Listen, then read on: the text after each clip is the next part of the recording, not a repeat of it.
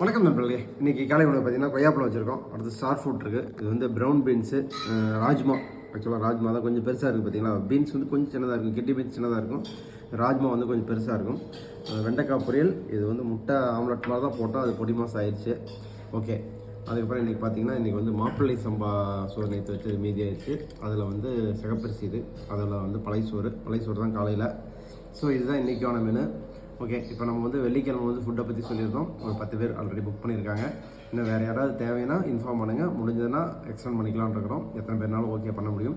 ஆனால் இன்னும் ரவுண்ட் திருச்செங்கோடு தான். அதில் வந்து எந்த இதுவும் கிடையாது. வெளியூர்காரங்களுக்கு கண்டிப்பாக வாய்ப்பே கிடையாது.